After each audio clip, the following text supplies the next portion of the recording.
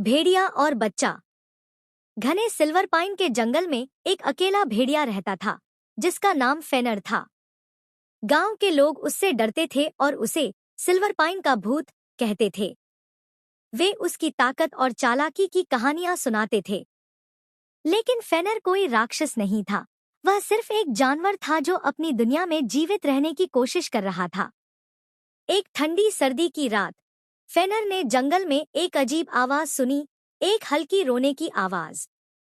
उसने आवाज का पीछा किया और देखा कि एक पेड़ के नीचे बर्फ पर कपड़े में लिपटा हुआ एक छोटा बच्चा पड़ा था।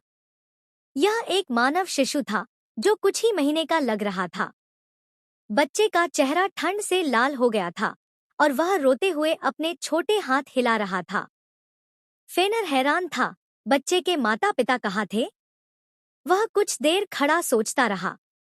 उसे बच्चे को वहां छोड़ देना चाहिए था क्योंकि यह उसकी जिम्मेदारी नहीं थी। लेकिन बच्चे की मासूमियत ने उसके दिल को छू लिया। उसने बच्चे को धीरे धीरे अपने जबड़ों में उठाया और उसे एक पुरानी गुफा में ले गया जो कभी उसका घर हुआ करती थी। वहां उसने अपने गर्म शरीर से बच्चे को ठंड से बचाया। अगले कुछ दिनों तक फेनर बच्चे को खिलाने के लिए शिकार करता रहा।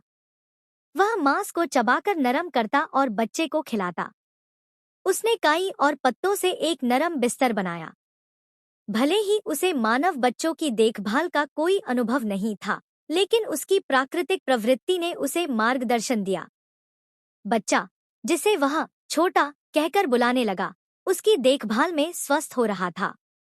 इस बीच गांव में बच्चे के गुम होने की खबर फैल गई। एक लकड़हारे, इलायस, ने बर्फ पर भेड़िए के पंजों और बच्चे के छोटे पैरों के निशान देखे। गांव के लोग डर गए और उन्होंने भेड़िए को मारने और बच्चे को बचाने के लिए एक शिकार दल बनाया। फेनर ने इंसानों की आहट सुन ली। उसने समझ लिया कि वे बच्चे को लेने आए हैं। वह बच्चे को गहरे जंगल में ले गया जहां इंसान जाने से डरते थे।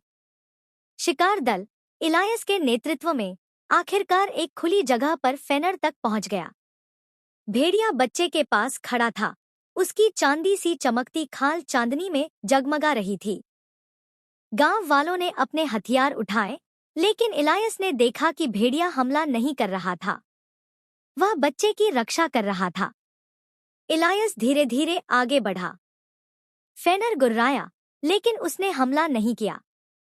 जब इलायस बच्चे के पास पहुंचा, तो उसने देखा कि बच्चा सुरक्षित था, काई और फर में लिपटा हुआ। यह भेड़िया बच्चे को नुकसान नहीं पहुंचा रहा, इलायस ने कहा, बल्कि इसने बच्चे की जान बचाई है। इसे मारने के बजाय हमें इसका धन्यवाद करना चाहिए। गांव वालों ने अपने हथियार नीचे कर दिए। फेनर ने चुपचाप देखा कि वे बच्चे को गांव ले जा रहे हैं। वह उनके पीछे नहीं गया, यह जानते हुए कि इंसान उसे कभी स्वीकार नहीं करेंगे। लेकिन उसका दिल भारी था क्योंकि उसने छोटा को हमेशा के लिए अलविदा कह दिया। साल बीत गए। वह बच्चा, जिसे अब एलिस कहा जाता था, एक चंचल और जिज्ञासु लड़की बन गई। उसे जंगल से विशेष लगाव था और वह अक्सर वहां खेलती थी। उसने अपने माता पिता से सुना था कि एक भेड़िए ने उसकी जान बचाई थी। वह उस भेड़िए का धन्यवाद करना चाहती थी। एक दिन एलिस जंगल में बहुत दूर चली गई और रास्ता भटक गई। वह डरकर रोने लगी। तभी फेनर अचानक उसके सामने आ गया। वह उसे देखकर नहीं डरी, बल्कि उसे लगा जैसे वह सुरक्षित है। क्या तुम मुझे घर ले जाओगे? उसने धीरे से पूछा। फेनर ने अपना सिर झुकाया और एलिस समझ गई। वह उसे गांव के